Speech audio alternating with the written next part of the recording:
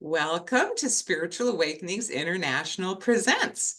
I'm Dr. Yvonne Cason, the president of Spiritual Awakenings International. It's wonderful to have you here today.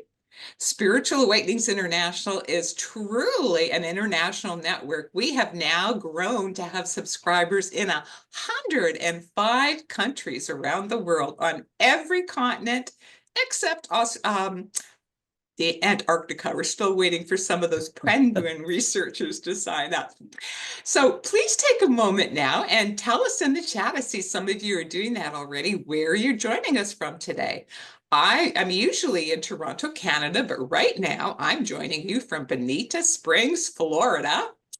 And our speaker today is joining us live all the way from Queensland, Australia. So I'm really delighted here. We have some people from Toronto.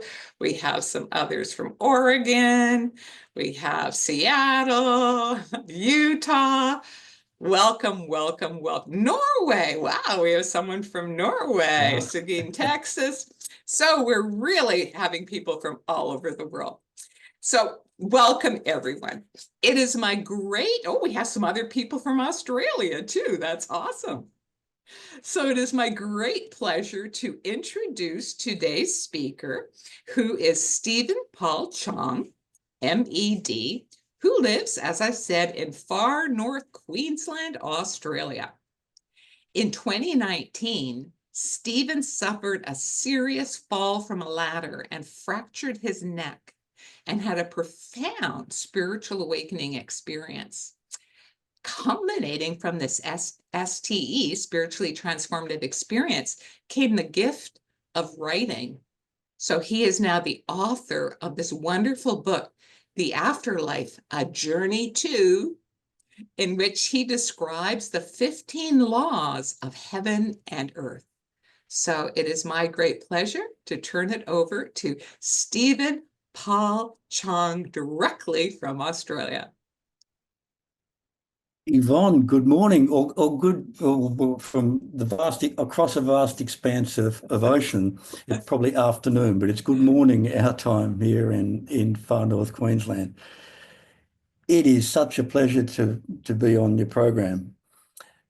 With your forbearance, I'm going to take you on a journey with me this morning, and it's a journey to discover hidden truths. I've called it a quest for buried treasure. And this treasure trove is to be found in what I've called the laws of heaven and earth. Now, I'm going to give you a bit of background of that, of course, but these laws were discovered serendipitously in this book that Yvonne mentioned, that was written subsequent to the profound accident that I had a number of years ago. So with your forbearance, just let me share some screens here with you. Now that there, ladies and gentlemen, is the back part of our house here in Far North Queensland. And you see that we're surrounded by rainforest, very remote. Our nearest and dearest neighbours are probably 500 metres away, and so there's no one here to hear you scream. And as you do when you're in your 60s and still think yourself bulletproof, I was up on that far corner of the house there with a ladder, cleaning out the gutters, and pardon me, the ladder slipped. And if you can imagine those windows on the corner there, the ladder's gone through all of those louver windows, and there's glass everywhere. The ladder's fallen, and I'm in a heap on the ground, and I couldn't feel below my neck. And I remembered distinctly at the time thinking, oh my goodness, Stephen, you are in a deal of trouble here. But with fortune, my beautiful wife was here to come to rescue, and the ambulance came and so forth. And here we stand, all is 4 years later, all is well. But I must tell you that the events as they occurred, uh, uh, this transformative experience did not occur at that time. I'm in too much. I'm in too much pain and trouble when I fall off. So it is not what I would call, or one would call, a traditional NDE. I cannot claim that. The events as they occurred subsequently. Now that there's not me, but it's a depiction of me. I'm on a couch good for nothing for 3 months. I can barely move. But in that time, the, and by way of background, I've written books before. I've written 5 books and lots of other things, and I'd retired. I'm done. I'm ready to plant tomatoes in the garden. But I'm lying on this couch, can't really go very far, and I had in my head the title of this book, The Afterlife, A Journey To. And it was like a hamster wheel, and it wouldn't go away. And I knew what it was. I knew exactly what it was. It was the universe trying to tell me there's something here for you. There's a doorway for you to enter. But like any good stubborn mule, I've said, no, I'm not doing any of this thing. It's like Peter denying the Christ 3 times. But what happened? I said, okay, to the universe. I said, okay, I've relented. I said, whatever it is you want me to write, I will write. But the afterlife, what do I know? I know nothing. But that's what I did. And as soon as I was able, I sat in front of the PC, and I've got extraordinary. As soon as I did that, I mean, I remember I had a blank screen. There was no, like any good writer, you normally have a storyboard, characters. I had none of that. I sat in front of this blank screen. I said, okay, you want me to write? I will write. Yvonne, it was the experience was so profound. Straight away, I through the eyes of this character, who I will share with you in a moment, I saw the colours.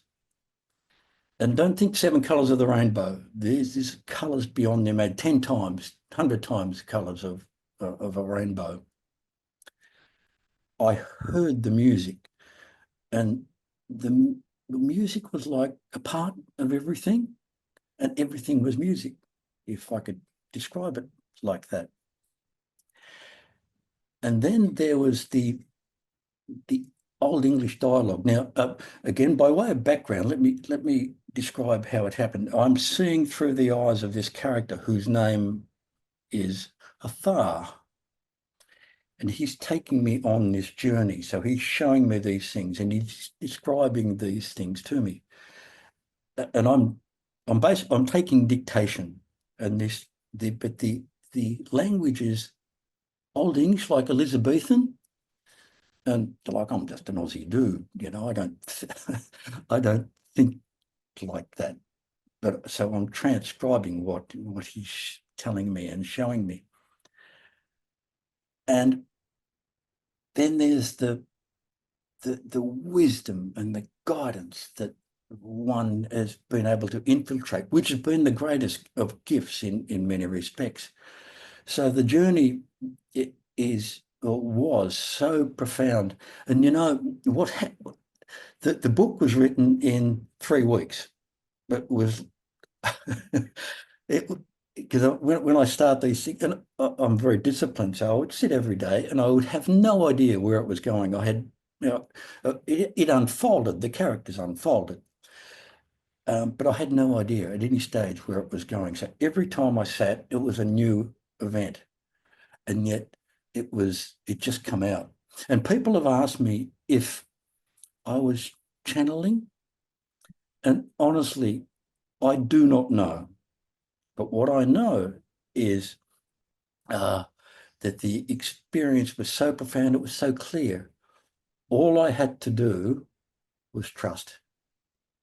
Trust that the words, the whatever it was that was coming forth would be there. And that is exactly how it transpired. So now here we are. And in that dialogue box you see there, and I've just got to move my screen here so I can see it.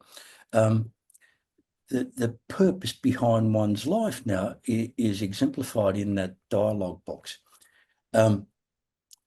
Atharth, and I'm seeing through his eyes, standing with his sort of mentor and colleague, Isaiah. He's standing there and he said, looking over the seven heavens, and he said, "Do you see the seven heavens, dear Isaiah? We are truly blessed, we too." Yes, we are.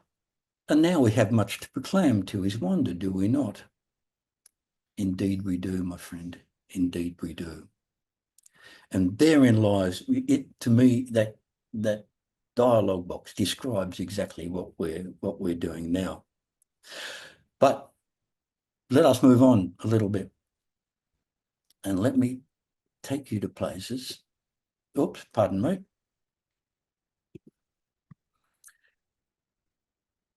There were wonders to behold, to be sure. And these areas here, again, I'm through Athar's eyes, I was taken to and shown, and I did my best to describe. And through the course of this morning, I will, in brief, give you a description of each of those areas. There was the healing arena, the nether regions, which were, well, I'll leave it for later, but they weren't very nice. There was a school for children, the abode of reunion, the great hall of learning, where Akashic records are kept, and the spirit guide school. All of these places I was taken to and shown. But more than that, there was the revelation of these laws of heaven and earth. And let me tell you how this transpired, because the journey is quite amazing. 3 months after this book is written, it's in edit phase. Now, because I've written books, 5 or 6 books and things, but I still don't know where commas go. So it needs to be edited. And I've awoken one morning, and it was like the little, those little voices in your head you get when you awaken. Stephen, read it again. Read the book again. You've missed something. I go, what? What? But I did. I picked up the book again. I read it again. And it was like, how do I describe? It was like when you read text and it's been highlighted with a highlighter pen. That's what it was like. I read this text again, and these sentences just were standing out to me, and I found 15 of them. And they have made such a profound difference to my life. I can barely, quantify it. But let us delve into that in due course. And here they are. Now, I'm not going to read those to you, God forbid, we'd be bored in 2 seconds. What we'll do is I've picked out 6 or 7 of them, and we'll go through those 6 or 7 and analyse them. Let's pull them apart to make them work. But Yvonne, I must say that these laws are available. I'll give you the website details later on. People can download them at free of charge. No charge me. Just download them. And what I commend you to do is to read them. Discuss them with your kin and your loved ones, and in your groups and your book clubs or whatever it might be. take them apart, make them work for you, because they contain so much wisdom, and you know, we can animate them and make them work in our life is what I recommend. So I'll give you the download details at the end of the presentation. But what we better do first is to delve into this treasure trove of ours.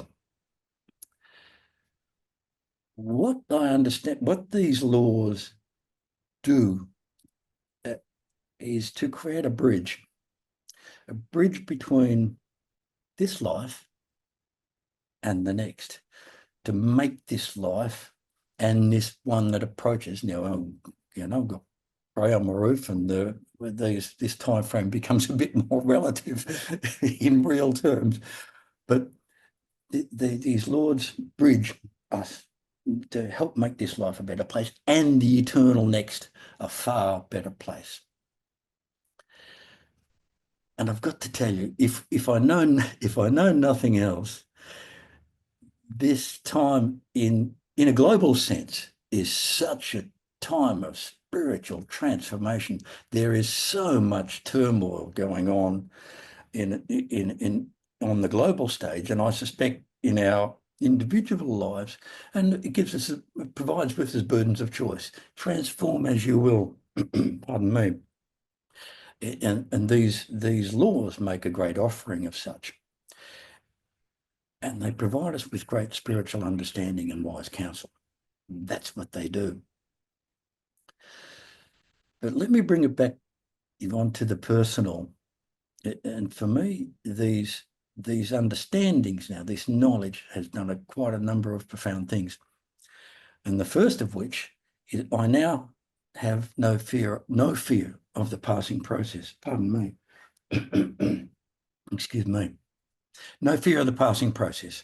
I know what awaits us. I know unless I've been totally duped. Oh, my goodness. Excuse me. Old age creeping up. I have now no fear of that passing process, which is profound of itself.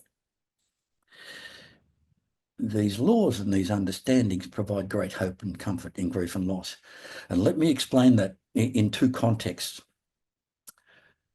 About just on 2 years ago, I lost my beautiful mother. Now, this lady is as close to is an angelic being as you'd ever want to meet. She's an avatar in clothes. And she ministered to many, many hundreds and hundreds of people in her life. And ever since I was a wee lad, I always knew, and I thought that, you know, Mother, when you go, I'm not staying. I'm going where you're going. But, you know, when she passed, of course, one feels grief for that loss, you know, the physical presence. You know, I can't go up to Mother's house and say, hey, Mum, what's for dinner? But, you know, I know exactly where she's gone, and I know exactly where to find her. And that's in this place in here, because that love is the bridge. So yes, whilst there's grief for the loss of that physical presence, she's more present to me than she ever was back in the physical, through with these understandings. And the second thing I'll tell you about that, and I'll draw your attention back to those wonders to behold. In there was I mentioned the school for children. Now, let me paint this picture for you. Again, through Athar's eyes, I'm seeing this, he's showing me these things. And we're standing on a hilltop and looking down on this beautiful building. And don't think sort of wood, and think Greco-Roman type magnificence. And we enter this building, and even now I get chills when I think about it. The love that I felt when I entered this building was so profound. It was like being wrapped in a warm blanket on a cold night. And inside this building were these many rooms, and there were these angels in waiting. And I remember the colours distinctly. It was like blue, vivid blue colours. And they were tending to babes in arms. And what was described for me was that every child that leaves the earth plane early is so beautifully nurtured by the Heavenly Father and his angelic hosts. Every child is brought to the prime of their spiritual well-being in this place. No child is left behind. Even if, and it was described, even if the bond, the link between the parent and the child is not so well formed, every child is brought to the prime of their spiritual health, well-being in this school for children. It was such a profound experience. Now, God forbid, I mean, I'm blessed with 3 beautiful boys, adult children now, and I love them so dearly. God forbid that one loses a child early on in life. But to know that they are so beautifully nurtured and comforted by the angels and the angelic host, it provides great comfort. And lastly, I've got to tell you with great knowledge that we all have a grand purpose to fulfill. That's why we're here. If we're in the body, we've got things to do, and it is a grand purpose. So, with that was our initial treasure trove, Yvonne. Let's bear with me, and again, I commend to you to do your own reviews and discussions of these laws. I'm going to give you my interpretation of them and how they make a difference in my life. Law number 1, fear not, you are never without the love of the Father.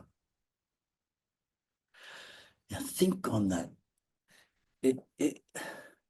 To know that whatever we do, wherever we go, whatever confrontations are in front of us, whatever challenges that we are faced with, we are never without the love of the Father.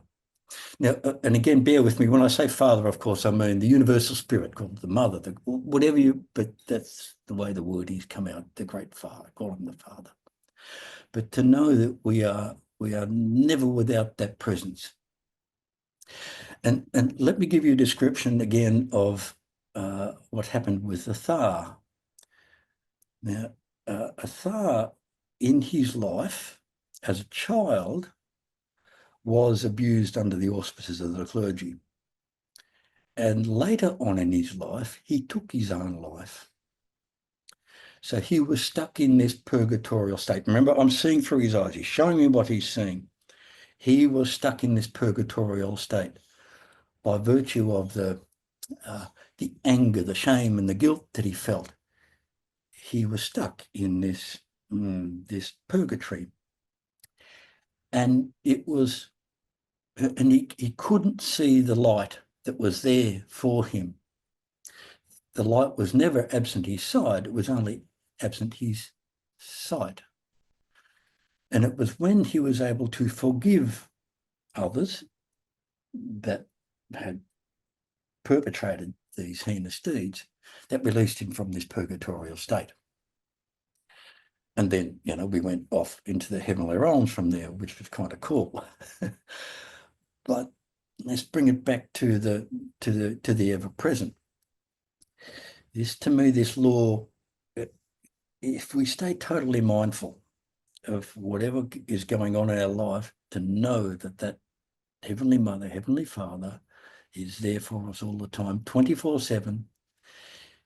In the heavenly realms, there is no time. There is no separation, and love is the bridge between us and that heavenly host. To know that, and then to not fear. And we are, and we always will be, a teardrop from that divine eye. But even more than that, to bring it back down to the personal, this fear overrides what I would call the internal saboteurs. And these internal saboteurs, and ever since we were children, and I speak for myself, when we were children, we were told of our limitations. You're not good enough. You're too this. You're too that. You're never going to be any good.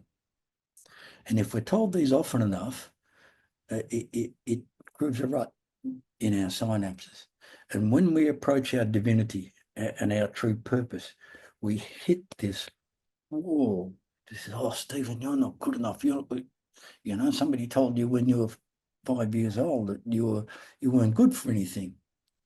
So to me, this law enables us to let that stuff go, to open that door, get rid of those internal saboteurs, the saboteurs that say, oh, you're too tall, you're too skinny, you're too fat, you're too something, or our sense of self-esteem is not that strong. It lets all this stuff go. So to me, it's a very profound law. Hope that makes sense. Let's have a look at the next one. Law number 3. What you have cause to affect in your fellow man is what declares your place in heaven. And let me read you, with forbearance, a little bit of text. God, why am I here? God, why have you abandoned me? Why do you cast these stones upon me, your servant? I have never abandoned you. I love you more than you will ever know. But you cannot escape the consequences of your deeds. Forgiveness is at the heart of your ultimate realization. It is the cleansing of your soul.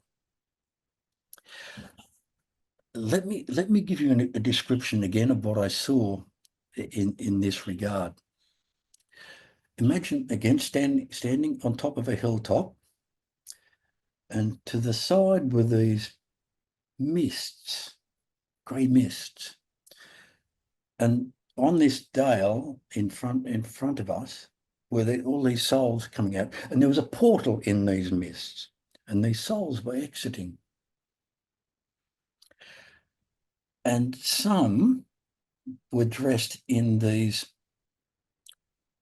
beautiful robes, shimmering white, gold, blues and yellows. Other souls exiting these mists were dark, Hessian, brown, yucky colours. And what was described to me, or what I saw, is that the souls dressed in the lighter colours had pathways leading upwards. Other souls were dressed in like this dark robes, led to other areas kind of going down. Now, what I understand from these descriptions is that when we pass over, when we pass through these mists, and these mists are the mists of judgment, where one is confronted with our life review. And the judgment of that life review is reflected in the robes that we wear. And other souls, when souls were exiting these mists, they were greeted. Everyone, without exception, everyone is greeted by the heavenly hosts. But the robes that one wears designates the pathway that is uniquely ours.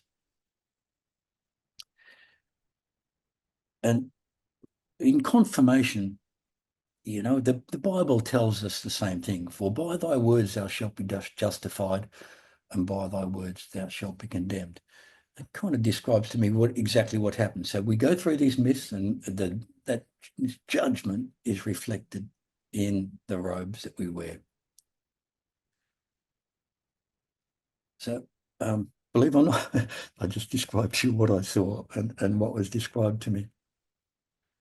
That's law number 3. Let's go to the next one. Law number 4. We are all one in spirit. What you have done to another, you do to yourself. What you have done to another, you do to yourself. Now, for me, this law is a great enabler. Would it not stay our hand to rethink an errant action if we knew that what we did had eternal consequences? With the thought that, God, if I do this bad thing, if I go out with intent to harm somebody, that deed has some eternal consequences in the life hereafter. But for me, this law takes commitment and it takes trust, because without commitment, we cannot learn. We can't learn to care for another more than ourselves. And without trust, we cannot hear the divine calling. Without trust, we cannot hear the divine calling. And it was the same when I was writing this book in this 3 weeks. I trusted implicitly that whatever was going to come was going to be there. I did, I didn't. There was no doubt. So, and let me go back to those wonders to behold again, where I talked about the Spirit Guide School. This was quite amazing, because we were again through a thousand eyes. We were taken to this school where spirit guides are taught to be spirit guides, if that makes sense. Uh, uh, and it's with that knowledge that we've got to know that these spirit guides are there for us all the time, never absent. There is no time frames in the heavenly realms. These spirit guides are there for us 24/7.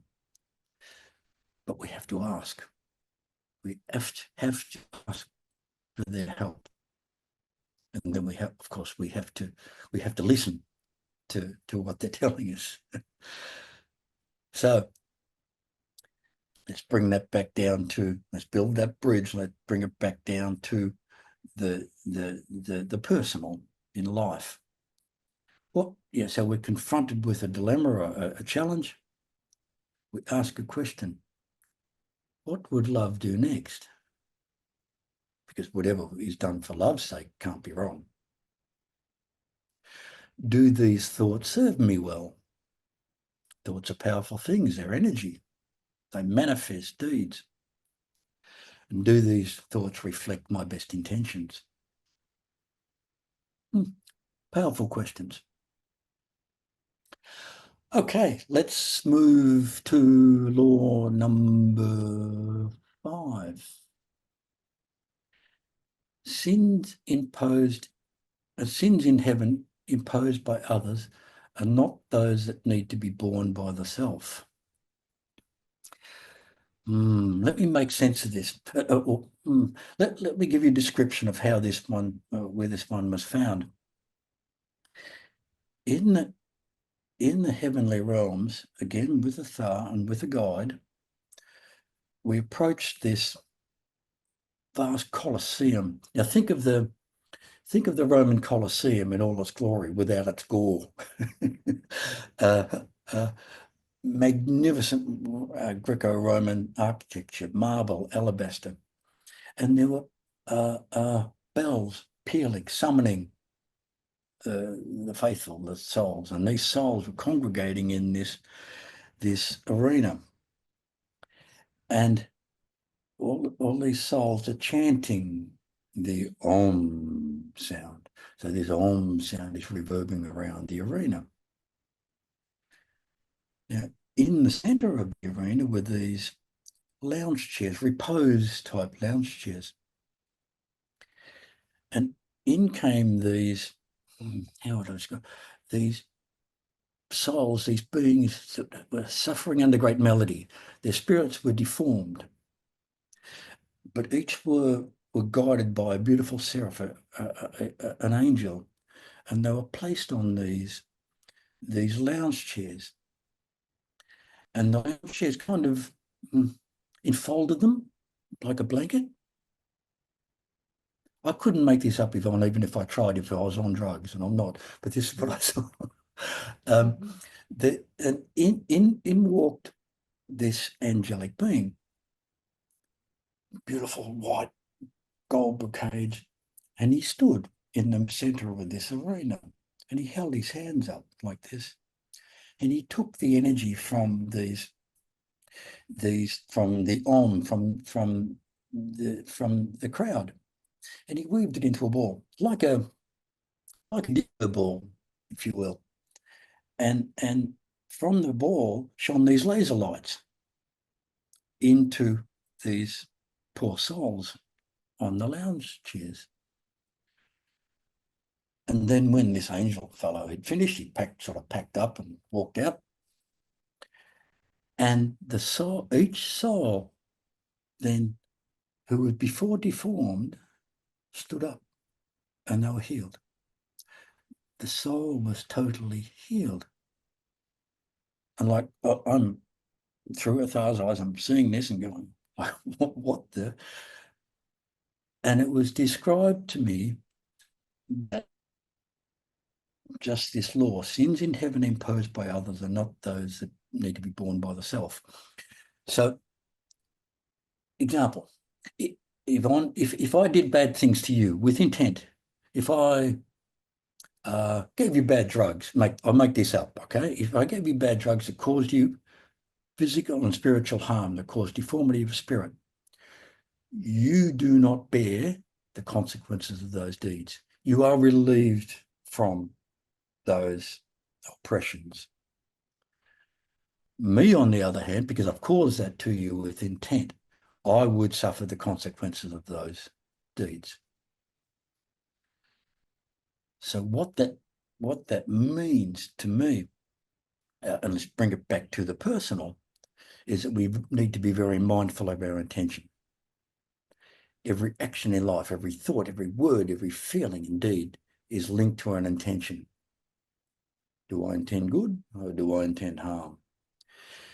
Because upon entering this heavenly realm, when we are confronted by our life review,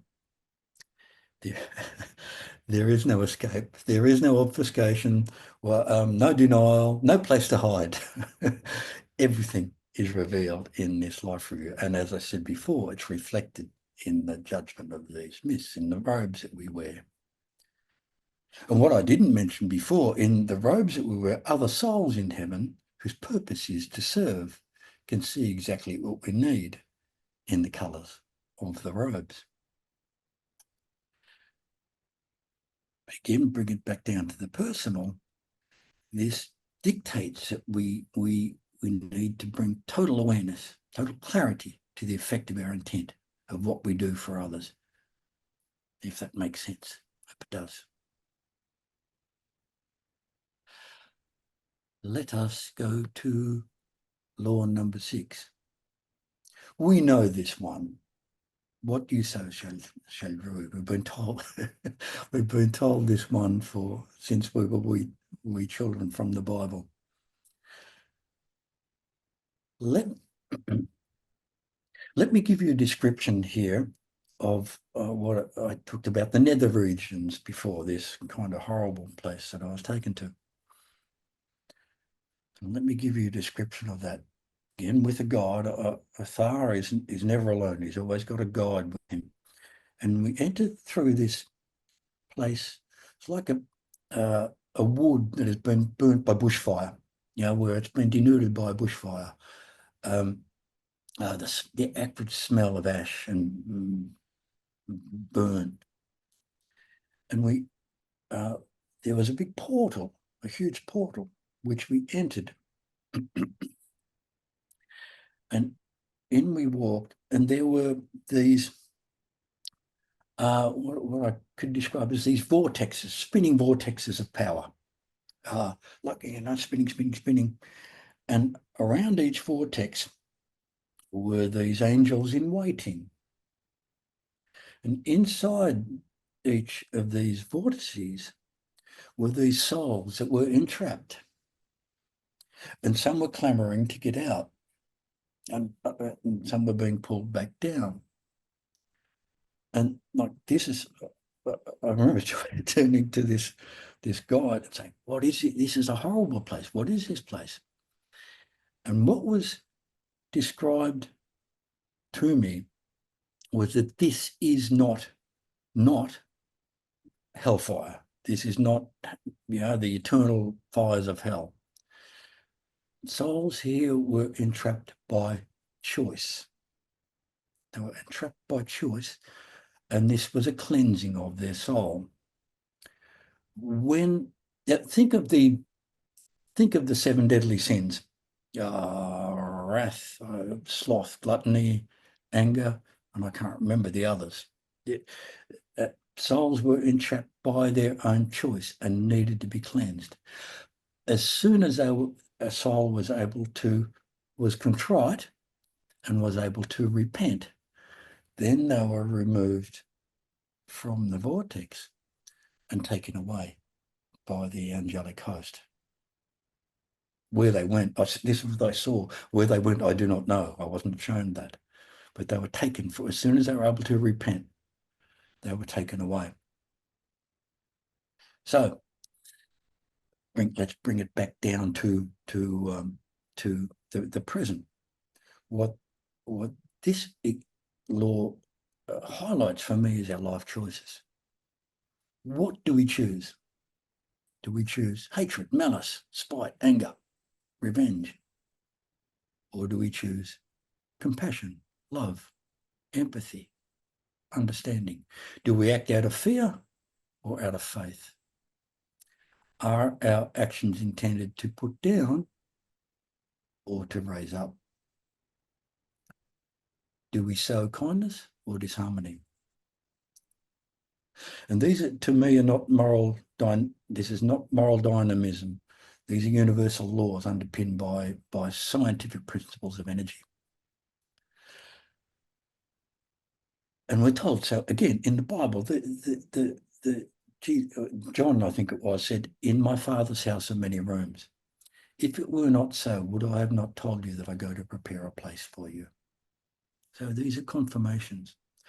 But again, it comes back down to the present, where we need to choose wisely. For each action has a demonstrable and irrevocable consequence. Let us move on. Law number 8. Forgiveness is at the heart of your ultimate realization. Now, I've got to tell you, Yvonne, this is a hard one. This is a hard one. Let me give you a description of what happened to Athar. Now, by this stage in the writing process in the book, Athar is elevated up into higher levels of the heavenly realm. But there was something like there was something that he hadn't picked up on. And what happened? We were taken to this place. I could only call it a cavern. It was a horrible place. Screams and darkness and snakes and God knows what else. And we're traversing through this place. And, I remember again through Athar's eyes, thinking, God, my goodness, this is horrible. And at the end of this cavern was the priest who had perpetrated the vile sins to Athar when he was on earth. This priest had hidden himself away in fear and tried to keep out souls that he thought might do him harm because he had committed such heinous events. Now, Athar, in his wisdom, was able to forgive this priest, and that released the priest from the burdens of this fear, and it released Athar to far higher levels of the heavenly realm. So we kind of went up the elevator from there, but it took his forgiveness of this person who had perpetrated such heinous deeds to him. So what that means, let's again bring it back down to the present. is forgiveness is hard, yes, but it is a power dynamic. It's not a moral perspective. It alters the way we look at someone or something. And it generates that we do not carry the weight of the baggage into the heavenly realms. And forgiveness is a healing dynamic. It releases us from the past manifesting in the present. If we carry that anger, whatever it is we're carrying in, that causes the negativity, the upsets in the chemical balance of our body. It's a cause of much malaise and sickness in the bodily function. So forgiveness releases us from those burdens. And what, to me, forgiveness ultimately does is it changes our perspective. Our perspective is the creator of our perception that determines our experience. Let me make sense of that. If a child walks into a dark room at night with fear, that's what they see. And when they enter the room, that's what they experience. So to change the experience, change perspective. Oh, that's not scary. That's not dark. I know my way around. That's all good. No worries. Child goes into the room, different experience. So forgiveness, for me, alters that perspective.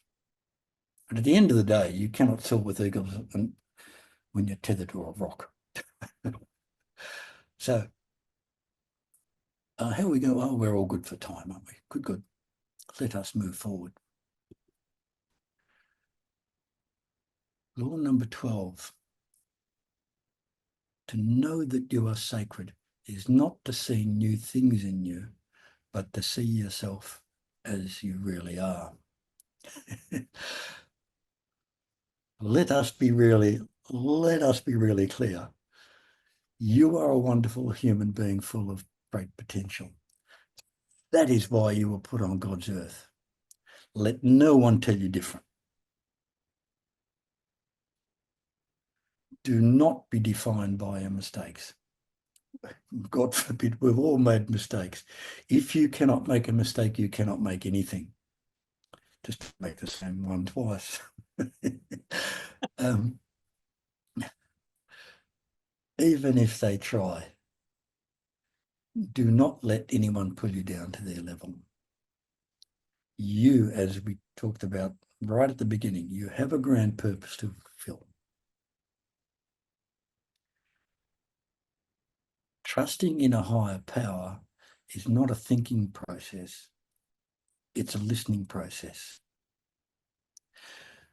Let me give you an example of that from the book's point of view. I mentioned before, it was a blank slate. Right through the whole process, it was a blank slate. But I trusted implicitly that whatever was to come would be there. I never knew. But what I did every time was I would sit in front of the PC and go, simple question. I'll leave out the expletive. What the bleep am I going to write about that? What am I going to write about that? A very constructive question, really. But then I would listen. Shut off the monkey mind and have a cup of tea. Blah, blah, blah, blah, blah. Oh, got it. Type. Away it goes.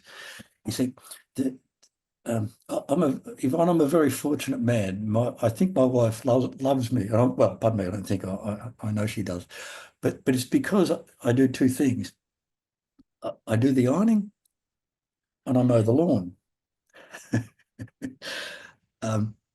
Let me make sense of that. These are metronomic exercises. You don't think.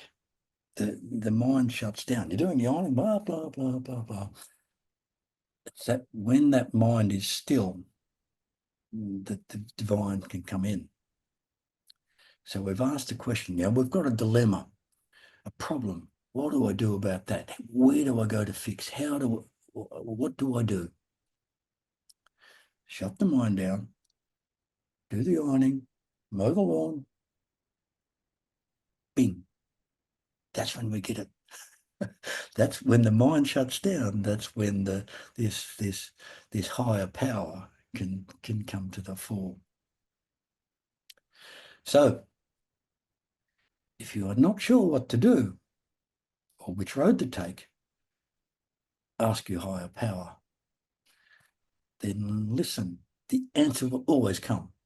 Always, without doubt. May not be instantaneous, but it will always be there. So, how are we going for time?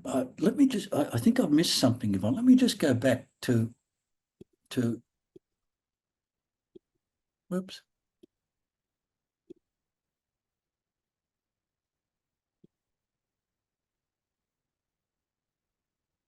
Playing the game.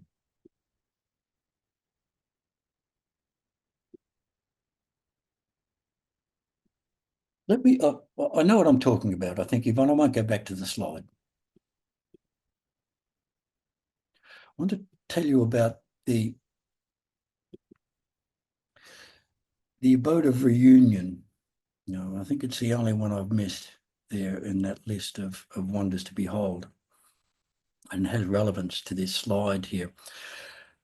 The abode of reunion, again, standing again with Athar, standing on a hilltop, looking down upon a dale. And there was all these souls across this dale, and to the side were the mists. And some of the souls were dressed in beautiful, the beautiful garbs that I mentioned before. Others, there were these silver cords stretching over the mist, not through, stretching over the mist. And now that the cord was connected to some of the souls on this plane. And again, I turned to the guide and said, what is this place? And what was described to me was that when we sleep, the soul is able to transit across onto, not through the mist. When we pass through the mist, then the silver cord is cut, and we're in the next realm, like for good. But the silver cords were passing over, and there were souls in discussion, in discourse. And again, what was described was that when we sleep, that our soul is able to go to this place and meet up with loving kin. And that love is a bridge. So that loving kin, or God or whoever, is there to help us with the dilemma. And, we're probably, I'm sure we've all had the circumstance when we've gone to bed with a problem. In the middle of the night or in the morning, we've woken and gone, oh, I've got it. It's there. That's the answer. Guess where we've been? The abode of reunion. Believe it or not, that's just as I saw it. So,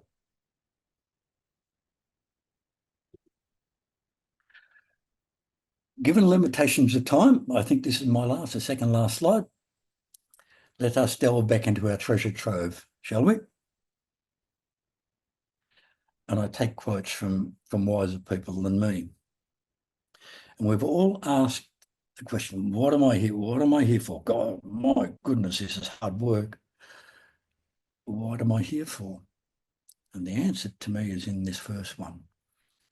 The legitimate duty of earth is to ground the soul in the practical principles of love in order to fit it for its entrance upon the higher duties of the estate. Mark Knopfler tells us something else too.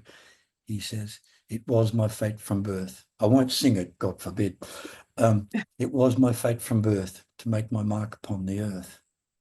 Another day will make it clear why your stars should guide us here. And the Master Osho says, all of life's experience have brought you to this point of perfection. And lastly, the law of heaven and earth number 13 says, if ever there was a separation between the divine and his children, then God's love would not exist. So, Yvonne, there you have it. There is the description as best I can provide for some of those laws. Again, I commend you and the listeners to go onto my website. You'll see the download address there. Just download the laws.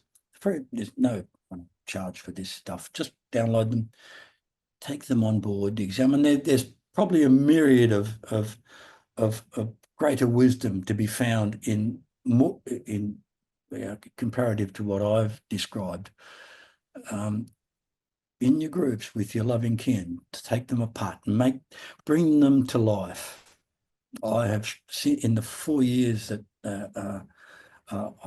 since learning these laws, I've done my best to animate them from my point of view, because I know that my time is more relative than it was 20 years ago. So download them, make them work for you, and build that bridge between this life and the eternal next. So there you have it, Yvonne. Open to questions and answers. I'll tell you if I don't know the answer. Thank you, Stephen, for an absolutely profound and inspiring presentation.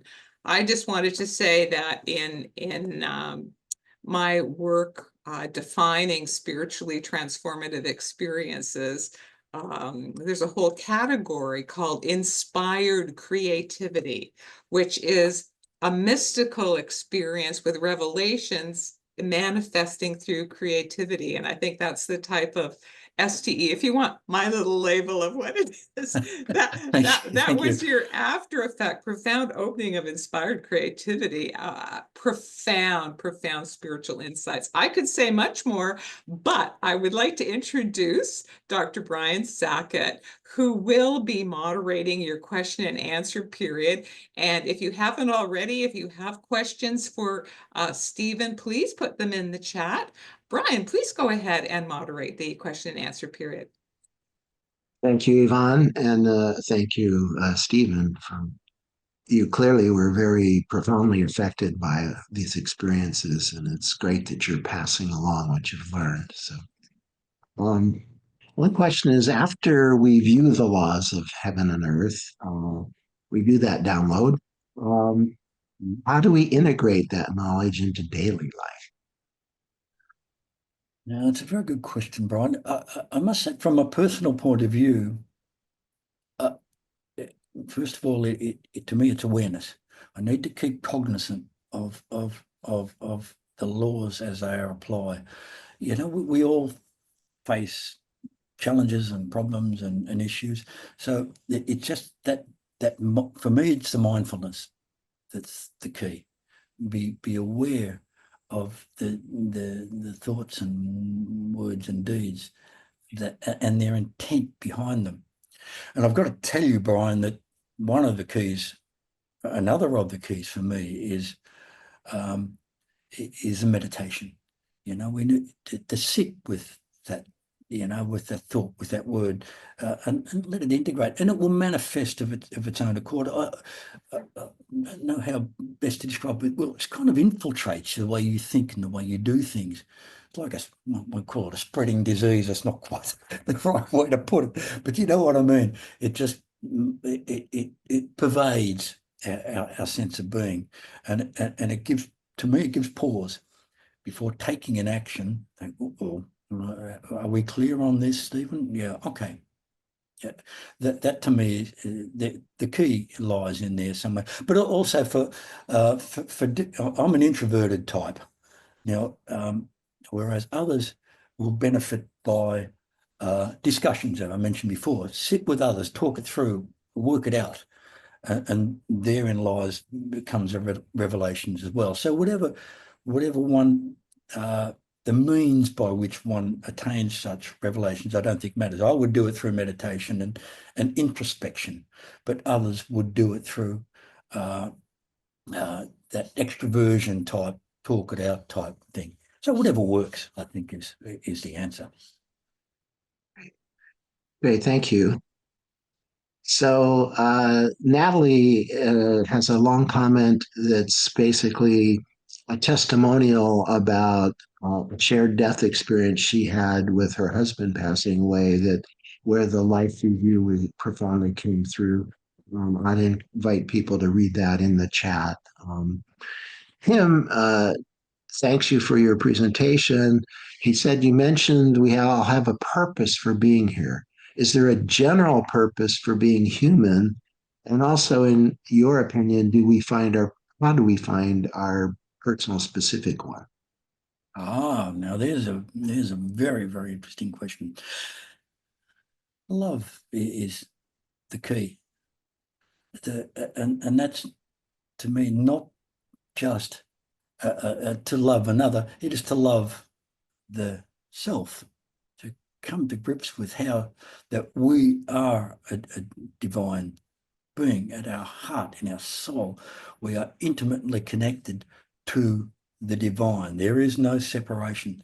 So for clarity, and this is well outside the scope of what we can talk about today. In my previous incarnation, when I used to work for a living, I used to take people through an exercise that enabled their life purpose. But sufficient to say, again, it is to trust the divine and ask the question. And the question needs to be constructive, as distinct from destructive. Now, let me make sense of that. And remember that divine will always answer. You ask a question, you will get the answer in some fashion or another. So you need to be clear on what type of question is asked. So a constructive question starts with a what. What is my life purpose? How do I manifest my life purpose? The answer will come. You shut the mind down, do the ironing, mow the lawn. the answer will come. As distinct, Brian, from asking what I call a destructive question. A destructive question generally begins with a why. Why can't I get a hold of my life purpose? Why do I always make mistakes? Why am I so dumb? Why do I always keep tripping up? And the answer comes is, why do you? So get back to point of question. If you do not have a guide or a master or a coach to help you with this, I would simply sit in a meditative state and ask the question, what is my life purpose? And trust implicitly that maybe at that point, but certainly later, when the mind shuts down, there will be a revelation. That's the way it works. Great, thank you. There's a number of comments that are complimenting you on the presentation and expressing gratitude for what you've shared and how well said it has been. Carol says, could you remind us when this informational experience happened to you in the timeline of your recovery? Did you learn how to go within Yes. regularly? Was it years? Or it was late 2019, just before New Year. So what have we got? 4 and a wee bit years. And the healing process took, oh my goodness, I recall it to be a good 2 or 3 months. It was only by degrees that I was first number of weeks I'm on a couch and being fed through a straw. Thank God my wife was here. But then slowly the physical manifestation, the physical well-being come back. But it took a certain number of months. And it was in that time, as I said before, that the hamster wheel of the title of the book occurred. And it was I don't know, it was kind of blurs a little bit, but it was about 3 months after where I started the writing process. But the key was again what the universe told me in that regard was I had to make a choice. I could have chosen to say, no, no, no, leave me alone, go away, I'll recover, I'll be okay, thank you very much. Yeah, but you have a higher calling. The universe says there's more for you to learn, but I had to choose it. It was a burden of choice, and then I had to trust. As I said before, whenever I sat, I never knew. I had no idea where I was going. I had no storyboard. I never knew where Athar was taking me, but I trusted implicitly that he would. And I wrote what I saw. I didn't judge it. I didn't. I barely. When I wrote, I didn't even review it. I just wrote. It was like a stream of consciousness. And honestly, Brian, I I don't. I hope I did justice to what I saw, because it was the colours and the music. I have no musical ability, but it's what I saw, and I tried my best to describe with imperfect eyes and the filter of what's in my head. um, did my best to describe and put on paper. Thank you, Stephen. Asha wants to know, did Athar discuss what happens to the soul when it commits murder? I've heard before that the worst thing a soul can do is take the life of another soul. Mm. And it's a very profound question. In the book, and what I saw, no, I did not see. I had no experience of souls that had been murdered.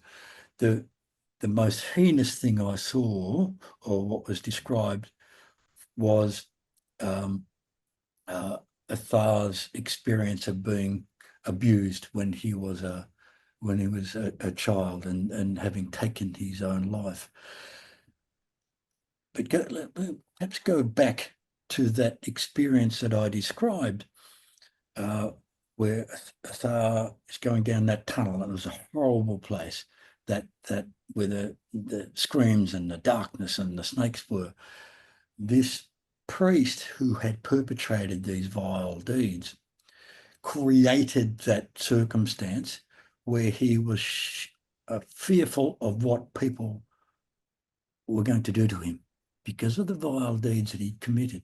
He'd created this a barrier of hell-like experience, so people would not be able to take revenge, if you will, on he was so afraid.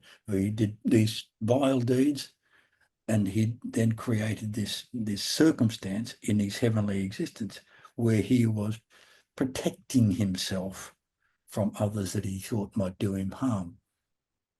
Now, that doesn't answer directly to the question, because I cannot answer. I wasn't shown anything like murder or anything like that, but I suspect that the situation is quite analogous, is quite similar.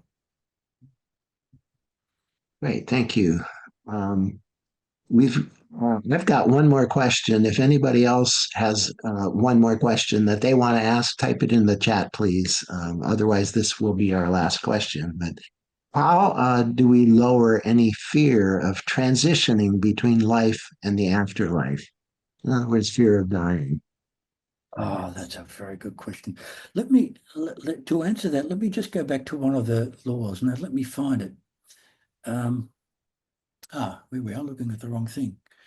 Law number 11 says, fear at the time of passing closes the soul to all the awaiting love and compassion. Fear at the time of passing closes the soul to all the awaiting love and compassion. Now, I'm certain that describes very well the necessity to, and to know that when we pass over, we are, and I mentioned it early on, that every soul is greeted. Every soul is greeted by an angelic host. No soul that enters the heavenly realm is left to their own devices, as I understand it and as I was told. But if we have fear, that's going to close us off. That fear is real. And what we should know, what we have to know, is that the love and compassion is waiting for us on the other side. It is there waiting for us on the other side to take us to hand. Yes, we will go through life review and all that sort of thing, but the love and compassion is never absent from our side. Fear closes off the side. Open. The loving kin awaits. When the time comes, when it is my time to leave, I know with the bridge of love that I have for my mother, I mentioned before, she'll be there opening the door. I have no doubt about that. Great. Thanks, Stephen. Well, Bethany wants to know, are there actions we can take in this life to address mistakes that we have made or unkind acts we've chosen? Oh, forgive yourself. Plain and simple. We mentioned we've all tripped over our size 13s. Uh, no doubt about that. And we look back on some of these things with a certain amount of angst and regret. But it's all brought us to this point of perfection. To know that the Heavenly Father is there for us all the time, and that we are an angelic being in waiting, if you will. The mistakes we've made, God forbid I've made a few, we won't go there, it'll take another 13 hours. But it's brought us to this point of perfection and knowledge. And it opens the door. And as soon as we open the door, more love comes in. And that's the way it works. Great. Thank you, Stephen. So this will be the last question. BE wants to know, when did you get these pearls? Was it after each experience or after one in particular? And she wants to know, are you Christian? No, I have I have no religious affiliations at all. I was very fortunate to have a divine being from Mother who pulled me out of mires on any number of occasions. But no, I do not have any religious affiliations. But I'm fairly certain there's a fairly strong spiritual connection in there somewhere. Awesome. Awesome. Well, thank you, Stephen, for an absolutely fabulous, inspiring presentation, sharing the wisdom and pearls that Spirit has shown you. I bet many people are going to be downloading your book for the laws and also watching this afterwards. So thank you so very, very, very much. Yvonne, it's been an absolute pleasure, and I thank you and wish you all the best wishes to your institution. You do such great work, and the messages you spend are so profound, and I thank you.